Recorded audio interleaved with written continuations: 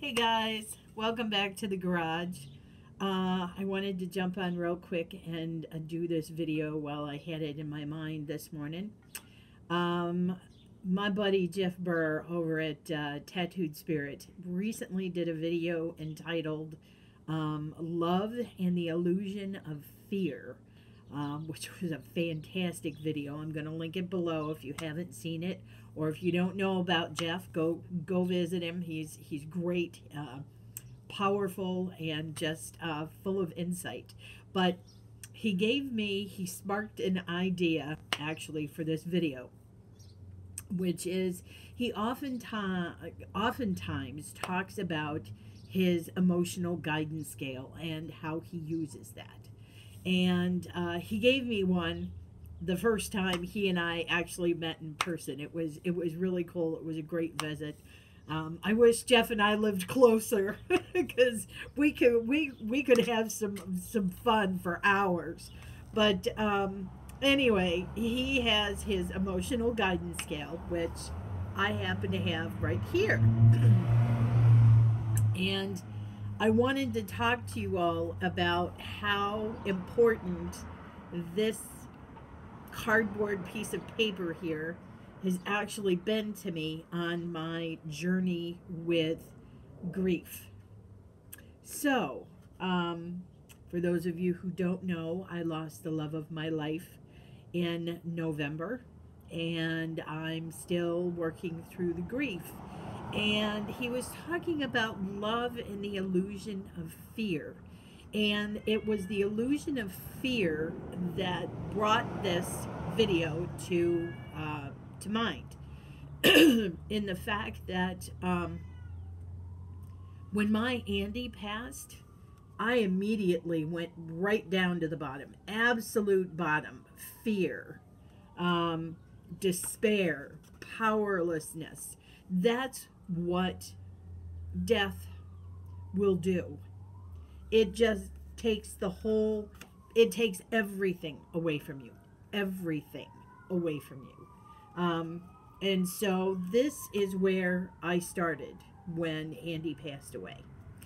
And then you start feeling feelings of guilt.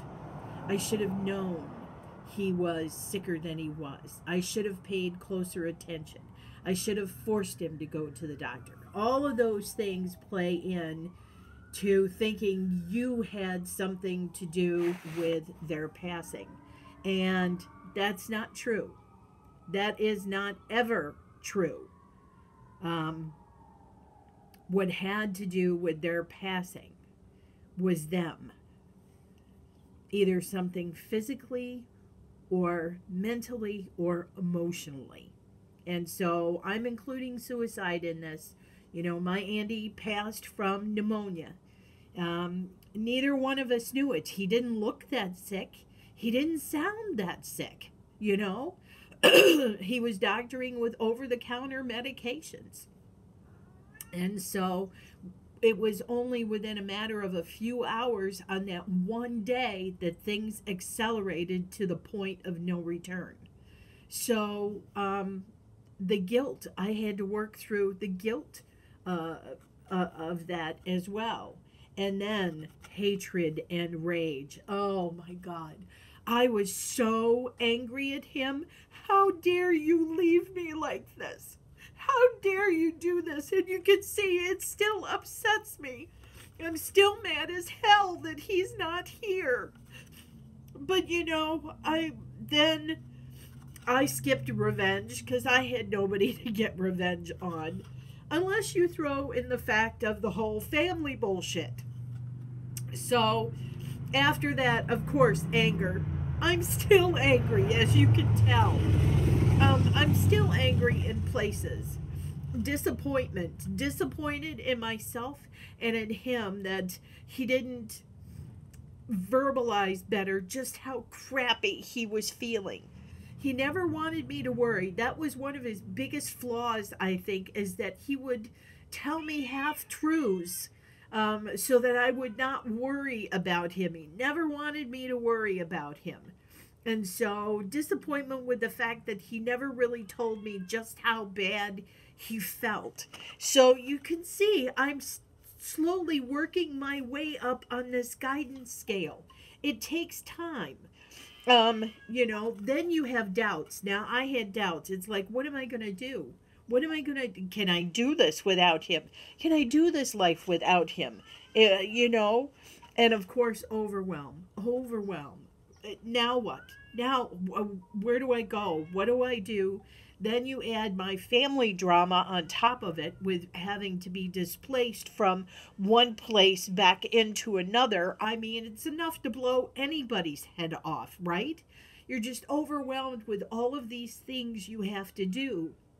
Then you have to worry about all the details, things like bank accounts and credit cards and bills and death certificates and all of these things. It's just absolutely overwhelming, the amount of things that come at you after a spouse or a close loved one passes away.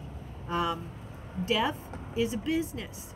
There is no emotional connection to any of these people. I mean, I'm sure they're sorry that your loved one passed away, but it's a business end, and it has to be dealt with.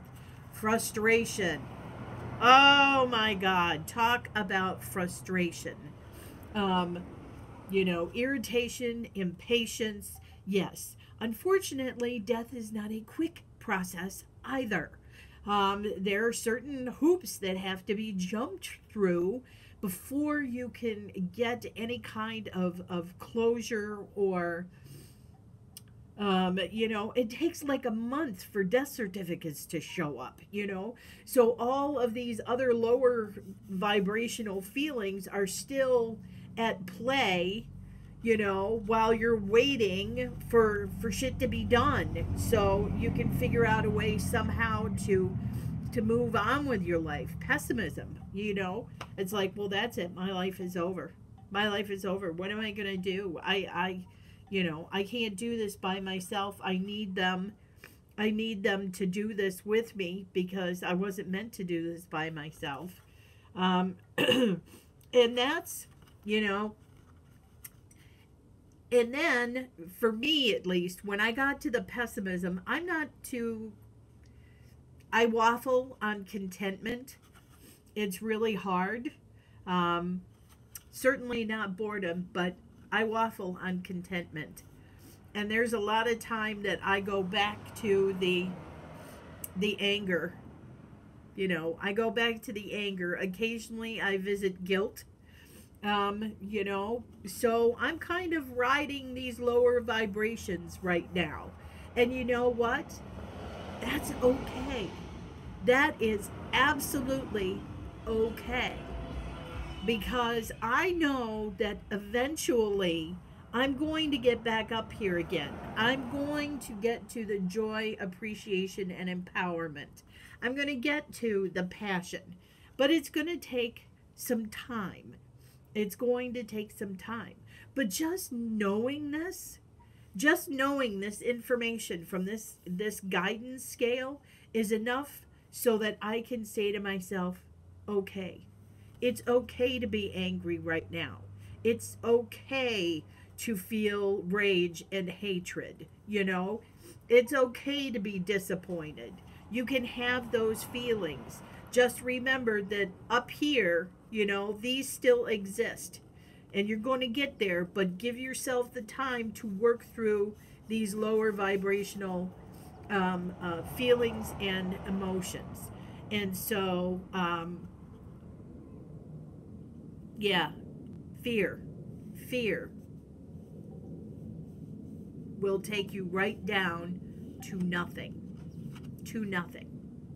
And initially, when my Andy was taken from me, that's right where I ended up, is in fear and despair. But once you work through those initial emotions and you can put yourself back together and you can say, wait a minute, okay, I've been doing all of these things already. I'm okay. I don't have to worry. I'm okay.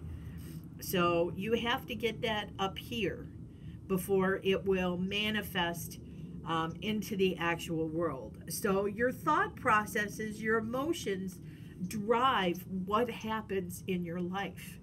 You know, for quite a while after Andy passed, I was just, you know, in a fog, in a haze, didn't know what I was doing, where I was going.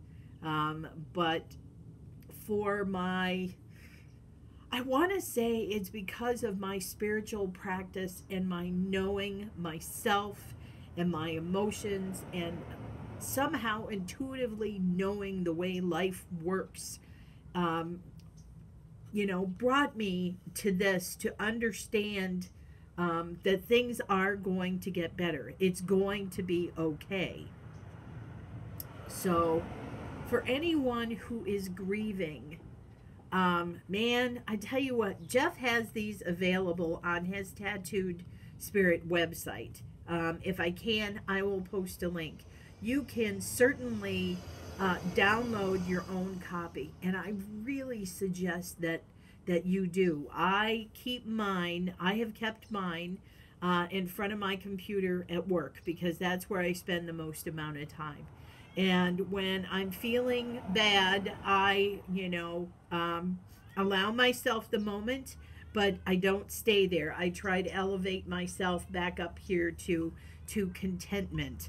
Um, I'm not ready for the rest of this, and that's okay. But if I can keep myself somewhere around contentment, I'm all right. So, yeah, this was not really meant to be a plug for my buddy Jeff over at the Tattooed Spirit. But this is an honest to God, real life, my journey with grief. And I think this piece of paper is extremely important. So, there you have it, guys. That is my thoughts on Jeff's emotional guidance scale and his video, Love and the Fear of Illusion. So, much chakra love, and I'll see you guys next time.